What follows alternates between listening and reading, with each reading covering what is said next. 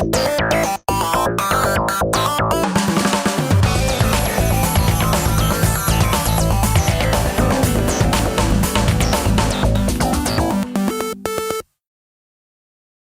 at this time, it is my pleasure to introduce the moderator, Ralph Garman.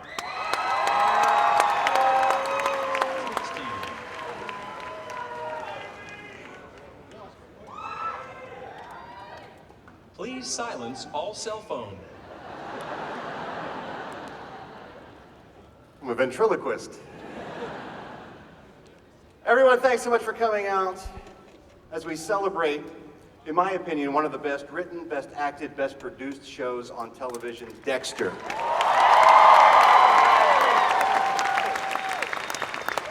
It's been my honor to moderate this panel for the past couple of years, and it's always a pleasure. However, this year's a little bittersweet because not only are we here to celebrate Dexter, but we're here to say goodbye. As we're into the final season of Dexter, well, I can tell how you feel about it. Let's take a look at a piece of film that shows you how the people who brought you Dexter for all these years, how they feel about saying goodbye.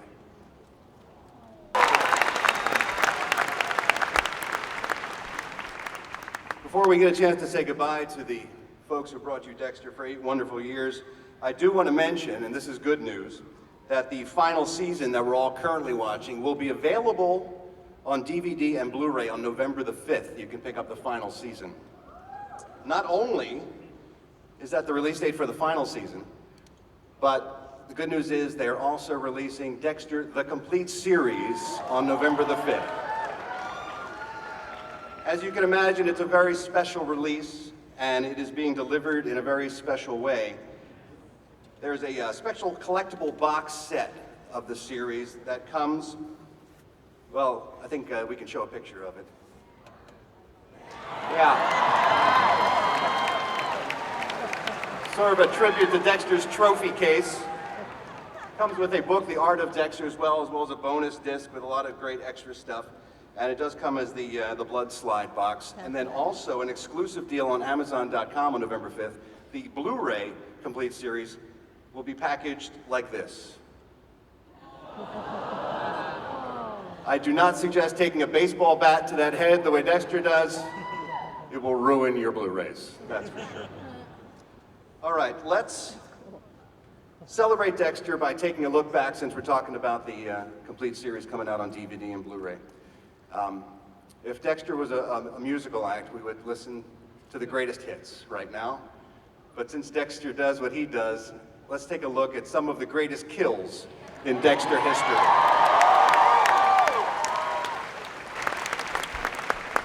Complete series of Dexter available for pre-order right now if you want to take care of that. I ordered mine this morning. Now we get a chance to give our thanks and show some love to this wonderful group of people who provided us with so much entertainment over the past 8 years. We have the creators and cast of Dexter and a few special surprise guests, so let's get right to it. Starting with the executive producer of Dexter. Please give a warm welcome to Ms. Sarah Colleton.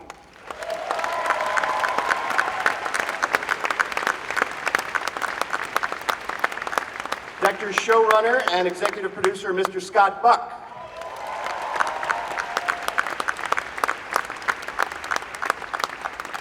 Executive producer, Manny Cotto.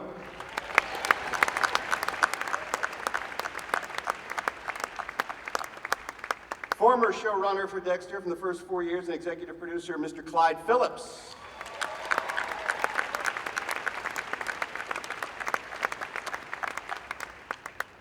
Please welcome Jamie Batista from the show, Amy Garcia.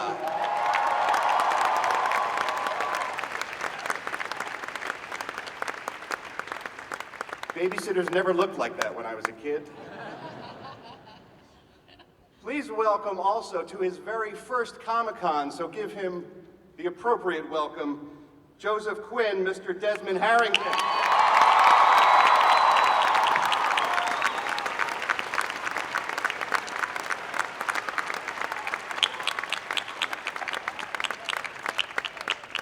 And now the heart and soul of Miami Metro, in my opinion, Angel Batista, Mr. David Zayas.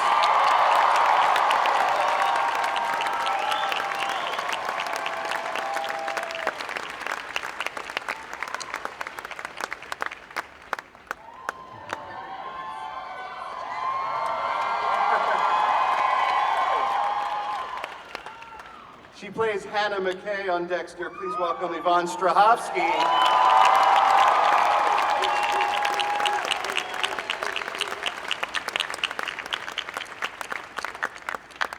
One of the nice things about Comic-Con is that the energy here is so amazing that it can actually raise the dead. Please welcome, I miss this lady so much, Maria LaGuerta from the show, Lauren Ballard.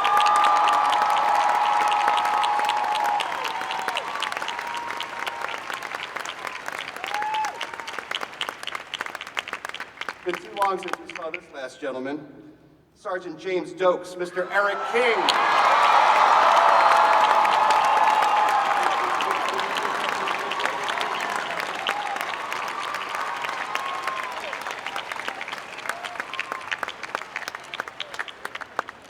The woman who did for bathtubs what Janet Leigh and Psycho did for showers, Rita Bennett Morgan, Julie Benn.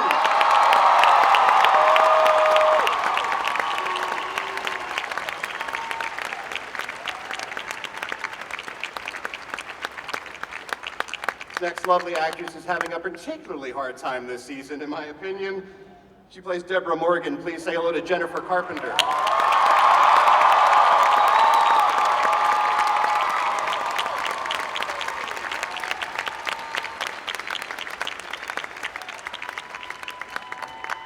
And yes, this table does look like the Last Supper, and we are missing someone right there in the middle.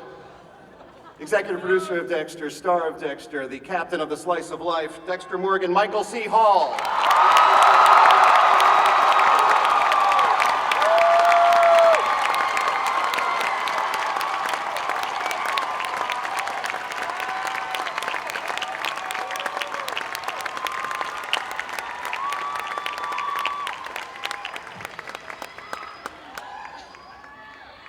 We will be taking your questions for everybody, so if you have anybody has questions, you know where to line up. But let me kick things off, Sarah, by asking you, as sort of the steward of this ship for 8 years, how does it feel having taken the early steps from the book all the way through to, you guys just wrapped last week, right? You shot your last episode last week?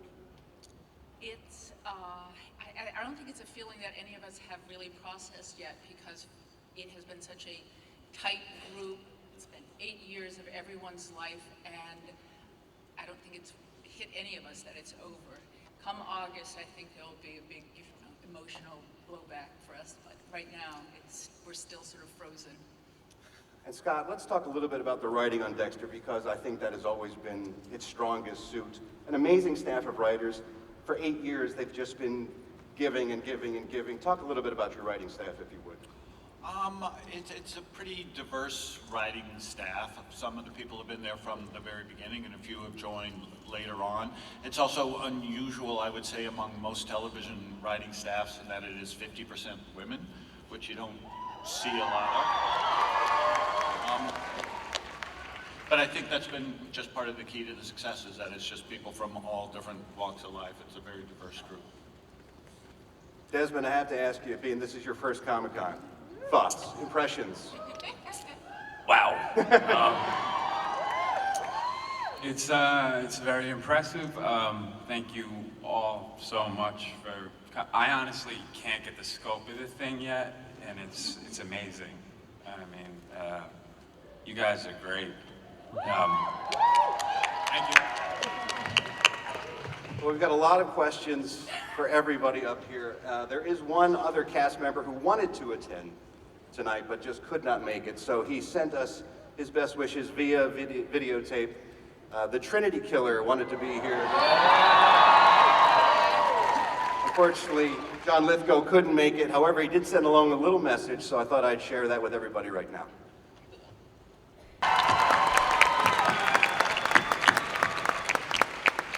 Well, Michael, you're on. Could you please tell us all how Dexter ends this season?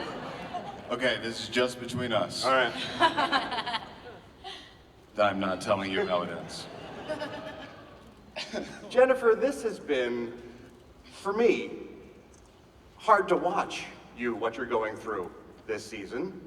What's it like as an actress, what your character has become? It makes my life look really good.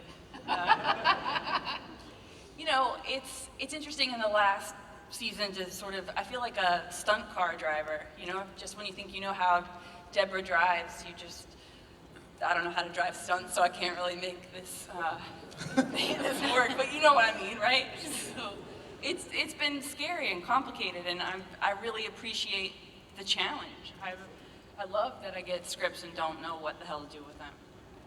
Or used to get scripts.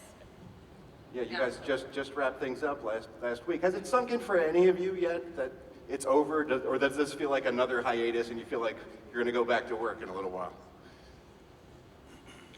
I think there's probably, our conscious minds are aware that it's over. In as much as it is for some of us, there are people involved in the post-production process who still have work to do.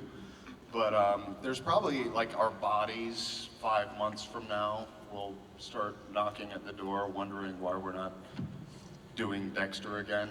You know, I think there's probably some unconscious part of us that hasn't quite accepted it yet, or even recognized it yet. So I would say 5 or 6 months from now, there'll be some wave of something that we'll all experience. Julie, you're such a big part of the Dexter legend, even though you're not there physically any longer. It must be hard, even though you've been gone for a little while, to see things come to an end. Oh, yes. I mean, such a great show, and such an honor for me to have been a part of it for the 4 years that I was on it. And I think it's sad. I mean, it's ending on a high note, and that's what you want in television. But it's hard, it's sad to see it go. David, what has your reaction been with the fans? I mean, we talked about a little bit in the opening piece how dedicated the fans are, how crazed they are for this show. What's your interaction been like with the fans? Well, I mean, the fans are everything. I mean, every time somebody comes up to me and they're so invested in the character, you know, from season 1 to now, and so many questions and so many, you know, suggestions that they have. I think it's interesting listening to them, knowing, you know, hey, that's a good idea. But it's been great. I feel like whenever somebody comes up, and it feels like home when somebody comes up to me, they recognize me, and you know, they're so just complimentary on the show and of the character, and it's really a humbling experience. Eric, judging from the reaction here tonight, you must still have people coming up to you and talking about Sergeant Dopes too, right? All the time. And I'm blown away by the fact that I was on the show for 2 years, and it feels like I've been living with the show since then, you know? I don't think I'm dead. The show's not over, so anything could happen, right? That's right, yeah. It's been a joy. It's been a joy. I'm really proud of it. I'm proud of the work, I'm proud of the show, and I'm proud to be here with the cast members. And Lauren, I mentioned that many of us miss you from the show. You must miss being there too, huh? I'm sorry, I can't hear what you said. I said, we talked earlier how we miss you now over there on Dexter. It must be hard to be gone from all your friends and coworkers. It is, but oddly enough, it feels like I just saw everybody, which, I mean, it's happened so fast. So I kind of feel like we picked up where we left off, except like jokes, I'm dead. So Are we dead? Yeah. We're not dead. But it's amazing to truly be here, because this is my first time at Comic-Con, and to see this is crazy. It's so awesome. And I want to say thank you, because I haven't had a chance to say thank you to the fans for watching and making this incredible thing happen, because without you, it doesn't happen. And so thank you for going on this ride with this team. I think one of the strengths of the show is that although we certainly lose characters, other characters get a chance to grow and expand over the years. And Amy, your character has really come into her own in the past couple seasons. Must have been fun for you. Yeah, I mean, I still sometimes feel like the new kid on the block, and having come onto a show that was such a critical and commercial success for 5 years, you never know how it's going to be. But everyone was so gracious and awesome, and I think that starting with Michael and Jennifer and Scott and Sarah, they really set a tone to do good work and be creative. So I instantly walked into Family with David, and I'm just so honored to be given the chance to kind of explore Jamie's various naked sides. Desmond, is it hard as an actor to jump on a train that's already moving when you come onto a show and they've already been going pretty strong for a couple of years? Talking about sex? No, acting. Right. Yeah, it was, how you doing? It was a little bit hard to get with it. Like, Michael's work ethic is unbelievable. Like, this dude just, you don't need to clap for it. He just shows up and does his job, like most everybody should. He does an amazing job, but he's on time, knows his lines, and for me, when I first came in, I came from a little looser environment, and I got the call, like, straighten up, or you'll be out of work. So, yeah, it was hard that way for a second because I was really nervous, and then it honestly it just became like a family. I love these people more than they are my family, and it became a joy to be a part of it. So thanks. You big softy. I am. Yeah. And Yvonne, correct me if I'm wrong, but I think we're going to see a little bit more of Hannah McKay this season, if I'm not mistaken. Can we talk about that at all? No. Oh, God. Last time we had you out here, you couldn't say anything about Hannah. I know, Now? I still can't say anything, so. What are they going to do, fire you? The show's over. Go nuts. Just start spilling secrets. What can I say? I don't know. I'm in this position always where I can't say anything. I'm coming back. We don't know when, and we don't know if her revenge is going to be, if her motivation is going to be. I didn't give anything away. Hang on it. Come on now. Simple mistake anybody could make. I'm blushing now. What I meant to say was, who knows if if her motivation is going to be for revenge or love, or it's like a mystery. I'm just gonna hide. All right, I know you guys have a ton of questions for these people, so let's get right to it. We lined up over there? Is that where we are? There we are. There's the microphone. Hi there, what's your question? Oh, can we turn her mic on? Mic's not working. Scream really loud. There we Hi. go.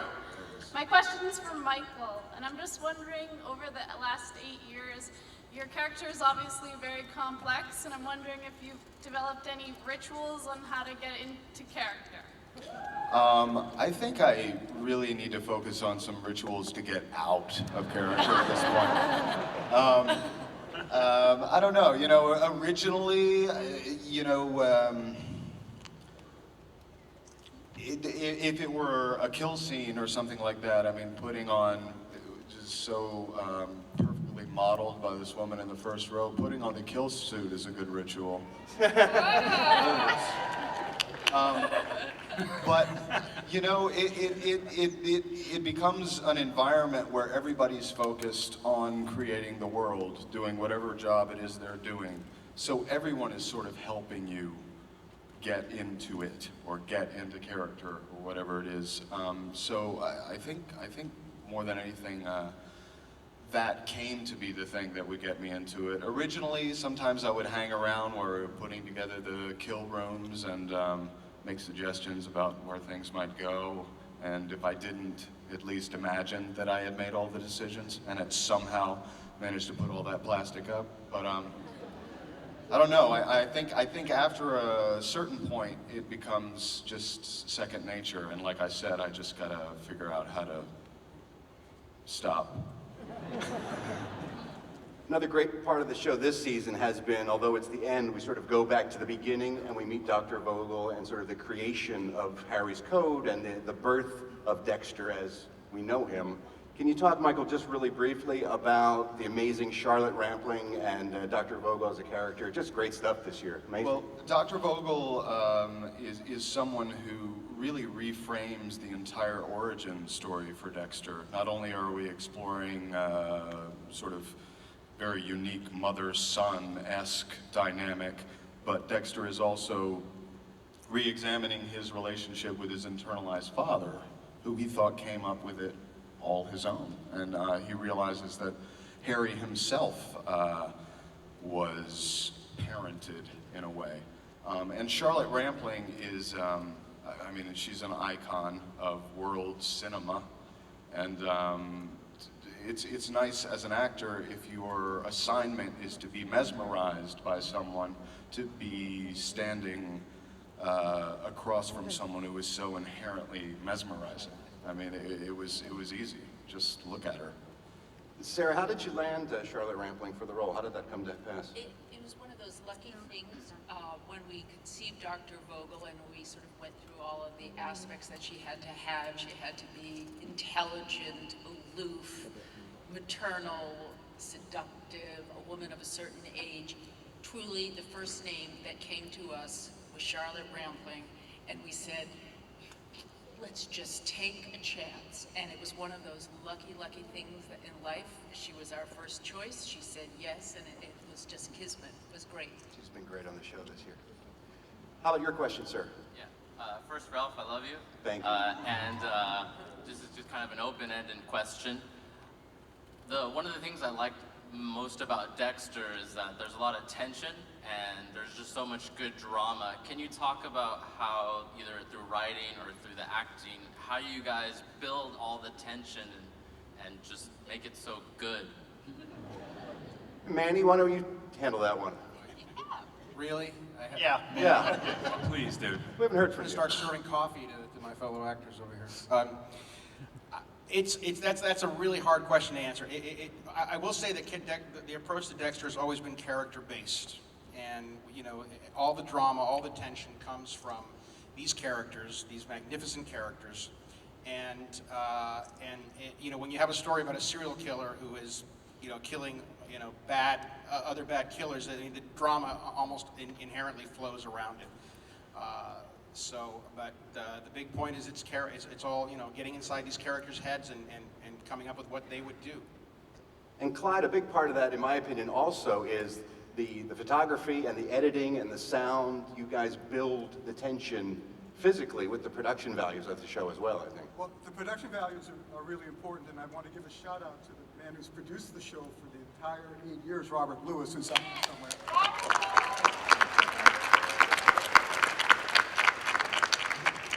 One other part of the tension as well is the music, done by Dan Licht, who did all 8 seasons as well, and it's just beautiful music. It comes from, as Manny was saying, the production values come after the acting, after the writing. When we get the privilege of being able to, who's more secret than a serial killer? And we get to peek into Dexter's mind, partly by virtue of the voiceover, which adds humor and tension to everything we're doing. And Dexter, I don't know if people here know, was voted one of the 101 best written shows by the Writers Guild and Variety in the history of television.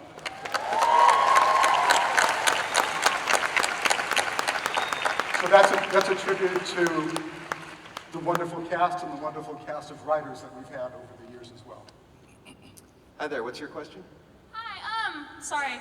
I was just let me say, I know we have to keep this short, but I love you guys. I've been obsessed with the show. I have so many butterflies in my stomach. Oh my gosh, sorry. Okay, anyway. You guys have been to Comic-Con for a few years now. Is there anything else you like to see? Like, did you have any interests before you came for Dexter?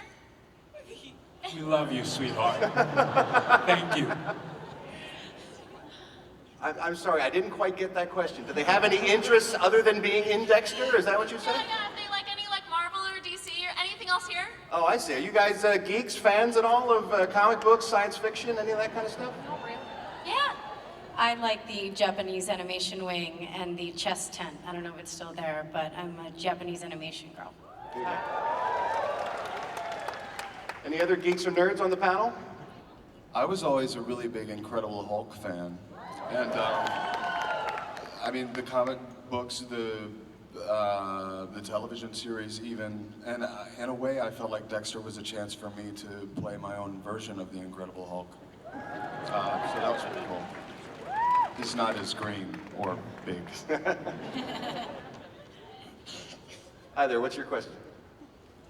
Hi, yes. Some of the scenes in the show are obviously very intense. I was just wondering how some of the cast members diffuse, like Michael said earlier, after the scenes. How do you relax after shooting a scene as intense as sometimes you guys have to? This could be open to all the actors. Is it as intense for you guys to perform as it is to watch? Yeah. Take it down. Yes. Yeah. Well, sometimes if we have a foot, we'll play a little football with it. That's true. Yeah, that's true. Just a little bit, a little touch football with it. No, but I think that if it is intense, but if you're in your character and this is what you do for a living, throughout the seasons, you kind of get into it, and you kind of get used to it like a professional police officer would, and so you look at it, a crime scene, if you see some dismembered bodies, or you see some guts coming out, I mean, it's just another opportunity to get Dexter over there to check the blood out, make sure we try to catch the killer. So, I mean, I think that eventually you get used to it, just like a real cop would. And Lauren, is there extra pressure when you read in the script that you're going to die? And you know that this is going to be your final scene in Dexter. This is your last shot. Is there extra pressure when you're performing to really bring it in those moments? Yes and no, because actually it's more, you want to do your best. You actually just want to honor the character. At least that's what I wanted to do. And the writing for that final episode was so intense and so beautiful. It was such a gorgeous opus, and I got to have incredible scenes with Michael and Jennifer and David, and it was really so beautifully rounded. I couldn't wait to do it. And I just kept walking around. I wanted to stay in the zone. I was like, don't talk to me, don't look at me, I'm in the zone. And I wanted to live it. I wanted to taste it. I just wanted to just be in it as much as I could because I knew it wasn't gonna last. So it wasn't hard. It was hard knowing it was gonna be the last one, but it wasn't hard doing the work. I loved doing the work. Eric, was that your experience with it? Absolutely, absolutely. And when you get the pages and you know what's going to happen to the character, you know that you're going to dig in. And I just want to say this publicly in front of everybody. Michael C. Hall, thank you.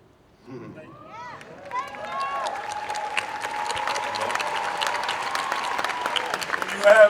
When you have someone like Michael who shows up fully with his heart and his craft, you want to do the best work you can do. So those scenes in the cabin, amazing. And largely due to Michael, so thank you. Thanks for saying Hi, what's your question? Yes. Sorry.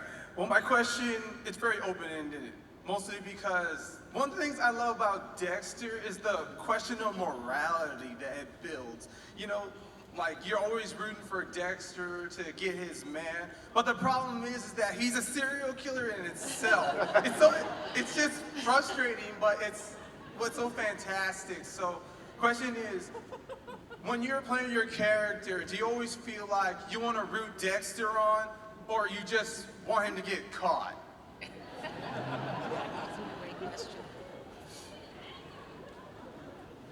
Jennifer, your character deals a lot with morality, what's right and wrong, and she's had this very clear vision of her world that gets shattered because of that. Does that bring up questions about morality in yourself when you're dealing with it in the work? It's a complicated question because it's a little like talking about a family member. Do you know what I mean? Like it's someone you're going to see again and again. I don't really know how to answer it. Like even just considering all the things that you all have asked up to this point, it's like you're reminding me of a horrible car accident that I watched. You know what I mean? Like I have a really visceral reaction to everything and everybody here. You know, like you talk about what it's like to get in and out of a scene. Like I'm a live wire until someone says we've got it, and then I recover on the way home. You know, for the most part, like I've always wanted to defend him because it was in a weird way protecting my life. And then there are moments when I really want to kill him. So it's about just showing up every day and seeing where she is. That's great. I've always been on Dexter's side myself. Hi there, what's your question? Babylon, Ralph. Thank you. Babylon. Thank you, sir. So me and my girlfriend Monica came down from Minnesota, and this is like her thing. She's just too embarrassed to come ask the question. So Jennifer Carpenter, she'd like your name tin. Done. Have it. That's really more of a request. Yeah, it's a request more than a question. We'll get that to you. Oh. Hi there, what's your question? Hi. I'm not going to ask for anything, so you don't have to. Thank you. So, question for Yvonne, actually. I wonder if you've imagined a creative way in having Commander Shepard, Casey, and Chuck assist you in taking down Dexter over the course of the season coming up.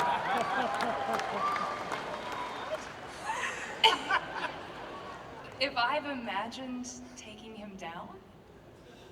In that As fashion? other characters. Yes, as Oh. characters from Chuck.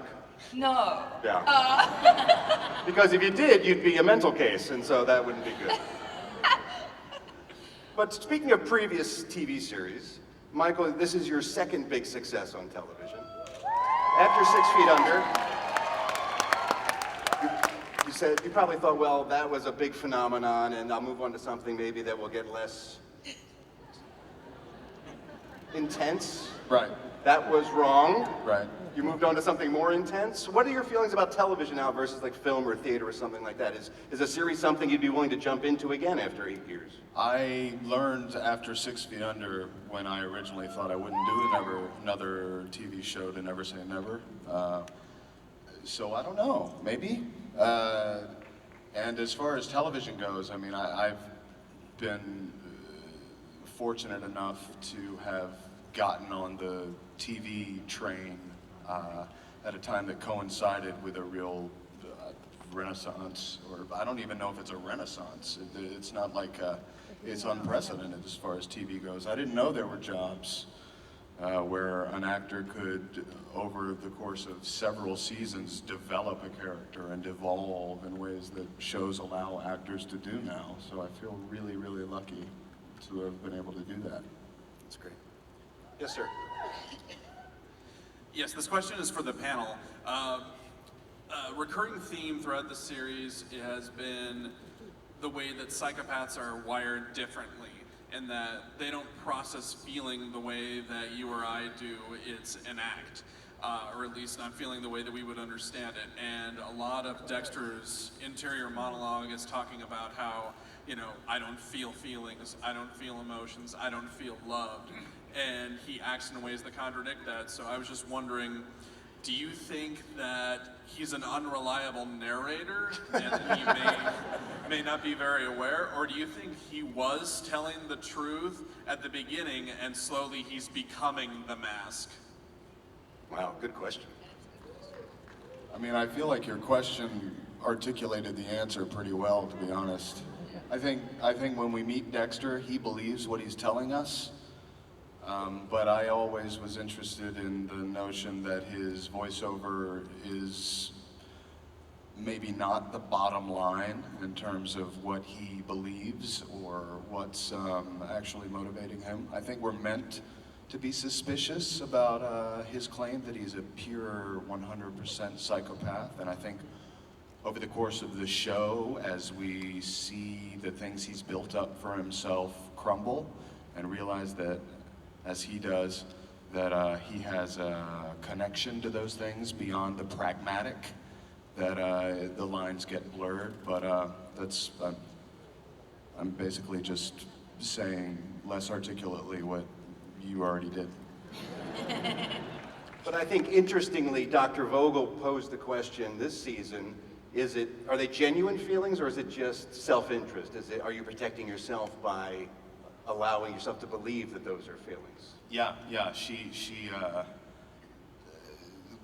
tells Dexter that even when he is claiming to feel things or feel connections, it's only out of a sense of self-preservation or pragmatism or narcissism. But she learns. But yeah, it's a two-way street in terms of who's teaching who regarding Vogel and Dexter. Thank you for your question. What's your question? Hi, my question is for Jennifer. Can I have your name tag? Stop it! Stop that! Okay, so you said in an interview that the only way you could detach yourself from Deb was if she met her demise. Do you still feel that way without giving anything away for the ending, or Sneaky, is I it like part of you. You're good. I like part of you that. stuck with Deb? Without giving anything away, does Deb die?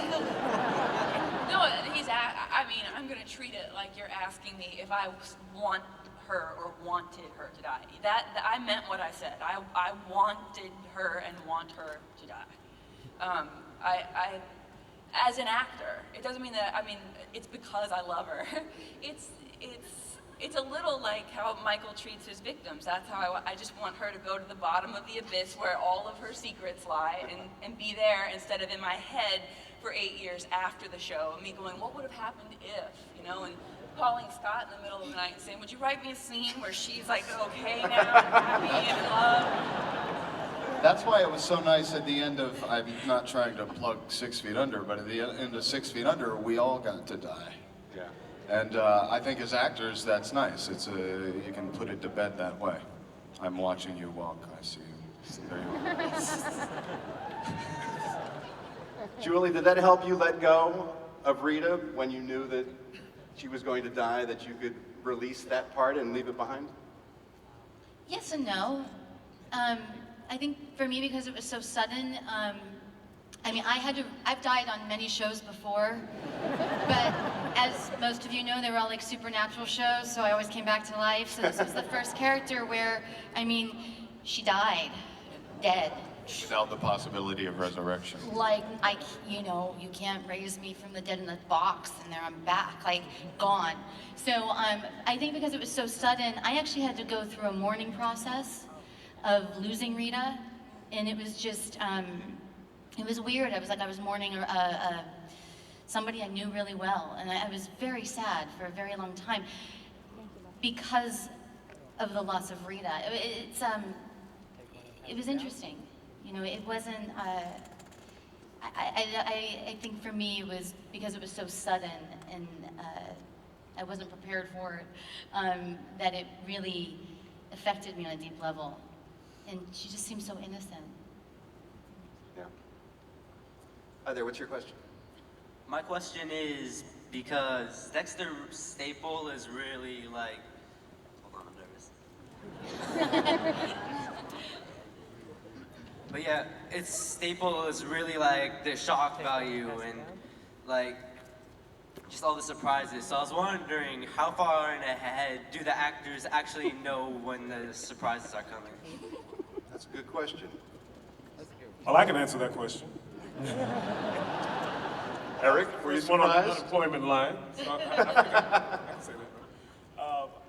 The producers were amazing, brought me in well into the season that I was going to die, so I knew I was going to die. And, you know, sad to see Dokes go, but the reality is that he couldn't have maintained the integrity of who he was if that didn't happen. We couldn't go 8 years going, I'm watching you, and eventually Dexter says, who cares, right? I'm watching you too, right? So I knew well in advance, you know, it gave me a chance to prepare, it gave me a chance to dig in and try to do the best work I could do. So that was my experience. May I say something? Sure. Deciding, you know, once we would pitch out a year and it became inevitable that in order to make the Dexter story work, because all of the people who died, he bears the weight and it's a lesson that he adds to his being. But those are the hardest decisions I've ever been part of, and I think all the other producers on the show can, how agonizing it is. It is like a death in the family, and you strive to think, oh, there must be another way Dexter could learn this lesson without Rita dying, or without Dokes dying, or without Roberta dying. But it becomes inevitable, but it is the hardest thing we've ever been through. Very emotional for us. Lauren, how far in advance did you know that Maria was going to be going? I think it was about episode 10, but once she was promoted to captain, I thought, I don't know what's gonna happen. I really thought, I think this is the beginning of the end, really. So I wasn't surprised, but I wasn't prepared for how I was gonna feel about it at all. And I couldn't even think about it until months after, really, because like Julie was saying, it becomes a part of you. You really take it on, and this person you create lives with you, and it's inside of you. That sounds really crazy, but that's what it is. And so when it's like losing somebody very suddenly, you don't have enough time, it's a loss. You don't have time to prepare, and you sort of, and for me, I came here to do the show, so then I had to move, my whole life back to New York. So it was a really huge shift for me that came about very suddenly, and which, in some ways made the work much, much richer, and the experience much richer, honestly. Desmond, speaking about living with a character, Quinn is a bit of a mess. Yep. He's got a drinking problem. Has Bring it on. Difficulty with relationships, let's say. Yep. Doesn't always get along with his own partners, with his other members of the police force. This is my life. Go ahead. How much of that plays into your own psyche when you have to live with that day in and day out on the set? Yeah, it's not fun to. It's weird because Dexter is a serial killer, but like Quinn at times can be a scumbag, and that's, that is, it is hard to play something that people are gonna be like, ugh, He's a good guy too. Oh no, I'm a sweetheart, I'll give it to you. The guy wears his heart on his sleeve. I shot a guy for slapping a lady last year. And, I gave Batista 10,000 open papas. And, I think he's a good guy. But, it is, it's tough. He's a corrupt guy, but he has his own little code of stuff that he will and will not do. Well, he had the good sense to love Deb. He loves Deb. Yeah, he does. Love Which him. usually is a death sentence, Deb does not have a great track record with ex-boyfriends. They usually end up on a slab somewhere. Yeah, but Quinn's lived this long. Honestly, did you people think I was gonna live for more than a year? I did. Didn't. Well. I'm still here.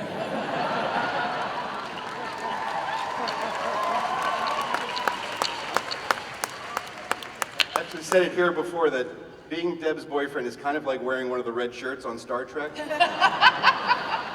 minute that happens, don't get too attached to that guy. So I'm surprised you're still here, quite frankly. I'm glad, though. Thank you. Yes. Next question. Hi, my question is for Michael. So Dexter has a pretty interesting take on how he handles stress. So I'm wondering if you could share some things that you do to handle stress and how you handle yourself in like high pressure situations. I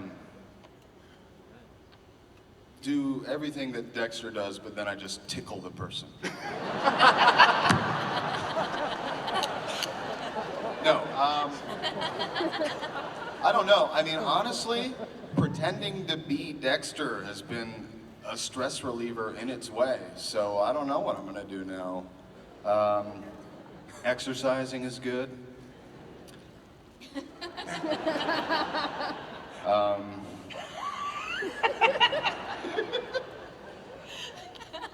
Anything that gets your heart beating. Sure. Okay. PG-13. PG-13. Right. Hi there, what's your question? Okay.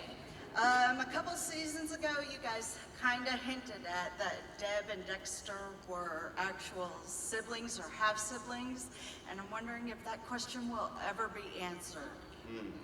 They've never been half-siblings. Dexter's always been a foster brother.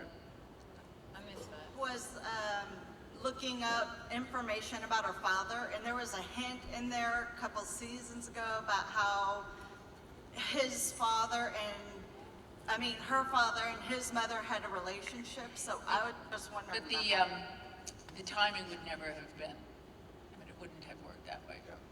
So they're not actually brother and sister. Which They are doesn't not make that blood love brothers. thing any less creepy, by the way. Your question, please. Hi, my question is for Michael. What piece of the set will you be taking with you on the last day, and can I have you? Good question. It's all over. You guys are done. You're done shooting. Did people take souvenirs? Did you guys walk off with it? People did. I'm going to take Dexter's watch, just because I always had it on, and it's as sort of much a part of my day-to-day as anything was. And his little lanyard with his ID. Though there are all kinds of, very realistic-looking facsimiles of those being manufactured now, but I have the original. And there are some blood spatter images in Dexter's lab that I kind of liked that I was going to take, and when I went on the last day, they'd been swiped.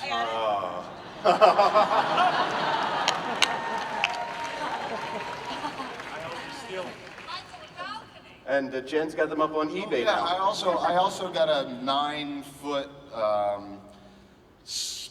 portion of the railing outside of Dexter's apartment. I'm gonna put it in my backyard. I'm serious. Amy, how about you? Did you take anything from the set? I did. I took Jamie's necklace, which I thought was very reminiscent of Batista's wardrobe, so I just kind of wanted to keep a little trinket. Don't tell wardrobe. All right, we won't. It was definitely stolen, but... I thought maybe that laundry basket you're always carrying. I thought maybe that would be. You always seem to be doing laundry. A lot of laundry in She there. is. She knows that, he's a neat monster. Desmond, did you take anything? Yeah, I took all the gold that I wear. That's a felony. That's a felony, Desmond. No, it's not real. Oh, but okay. yeah, I mean, it's the most identifiable thing with him. So.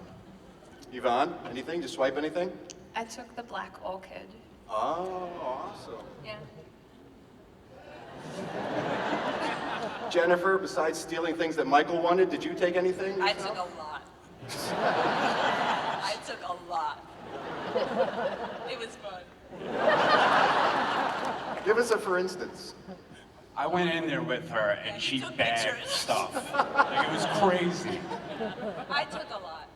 Go to our website, it'll all be available for purchase soon. No, not really. David, how about you? You got anything? Yeah. But I had to give them my goatee to get that. Life's a compromise. What are you gonna do? Hi there, what's your question? Hey everybody. My question is, in the past couple seasons, there's been a few subtle and not so subtle hints with Dexter's son, including a scene where he eats some popsicles and gets a little filled. Are we ever gonna see Harrison's spin-off? Yeah, in 25 years, there's going to be a new series called Harrison, and Dexter will have died, and I'm going to be his dead, internalized father.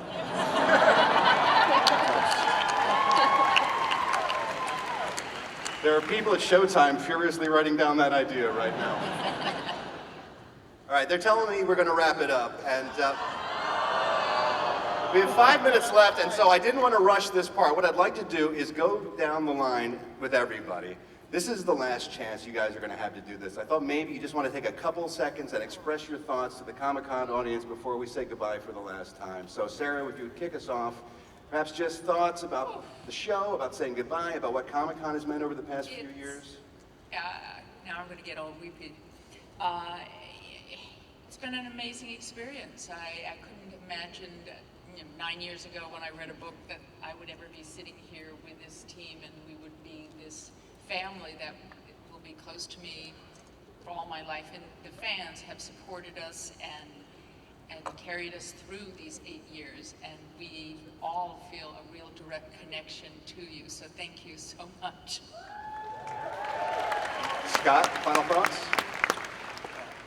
As writers, we work very much in sort of a self-imposed vacuum because we spend all day, day after day after day, in a writer's room just the 10 of us. And sometimes it's really nice to be reminded who we're doing this for and that people appreciate it. So thank you very much. Manny, your final thoughts about saying goodbye. Well, I just want to say thank you. I've worked on numerous shows, and I just want to say the cast, the actors on this show, from Michael on down, are not only talented, but they're the sweetest, nicest, most wonderful people I've ever worked with as a writer.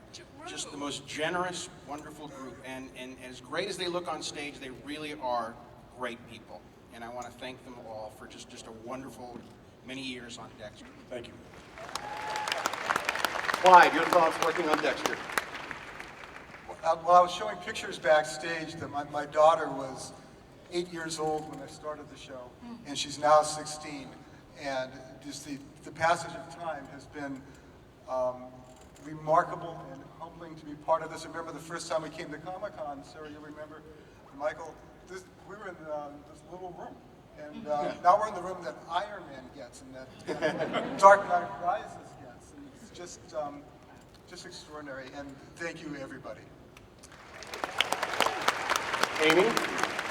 Well, this is actually my first Comic-Con panel, so I called David and I said, you know, what should I expect? And he said, just take it in and never forget it. And so I want you guys to know that my heart is racing so fast right now, and I'm looking at all of you guys, and your enthusiasm is so contagious, and I will never, ever, ever forget this for as long as I live, and I want to thank you for that gift.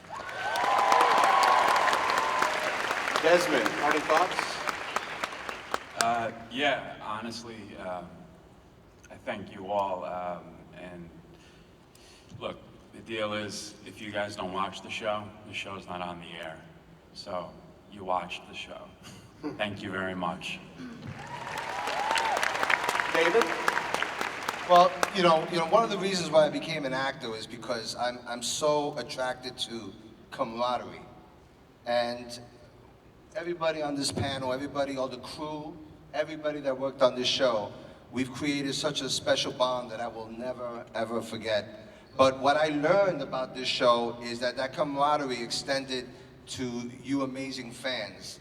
And whenever I speak to any one of you out there about this show, it feels like, you know, a camaraderie that's very special. And that bond is just as strong. So I thank you from the bottom of my heart for being such great fans and supporting us throughout these 8 years. Thank you so much. Yvonne?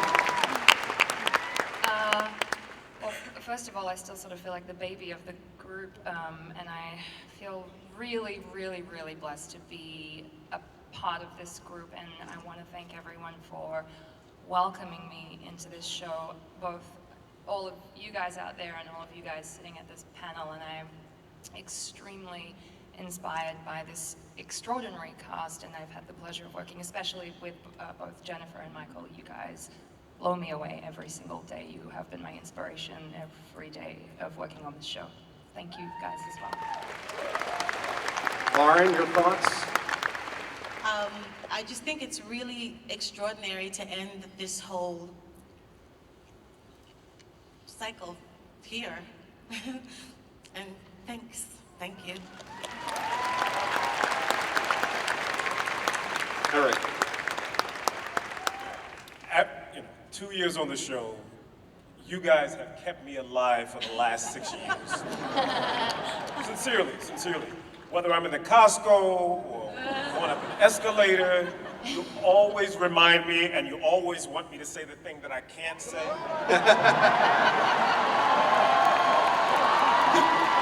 I won't say it, right? But I just want to tell you, aside from the, I can't say it.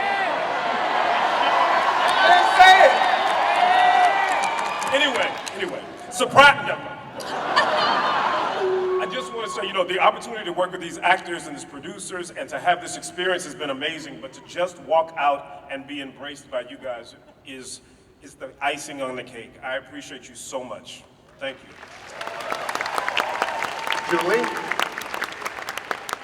Wow, like Clyde, I remember coming here when we were in just some tiny room somewhere tucked away, and to be here today and see how you guys have just grown so much is just tremendous. And to be a part of a show where the fans are as passionate about it as we are making it, nothing beats that as an actor. So thank you.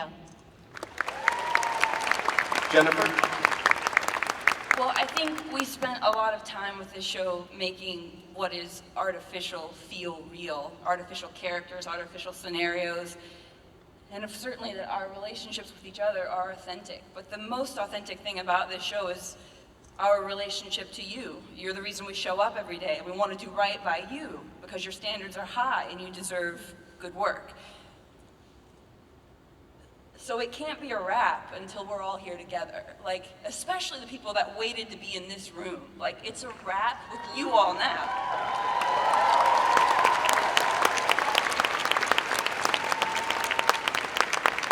Michael? You know, Dexter came out at a time that coincided with Comic-Con being a place that attracted more than just strictly comic book fans, but fans of shows like Dexter, and we wouldn't be here now if it weren't for that fact. And just as you all waited in line and are here for us, we have been here for you, and we are here because of you. And we all thank you so much. Thank you so much. Ladies and gentlemen, please join me in thanking for 8 wonderful years the creators and cast of Dexter.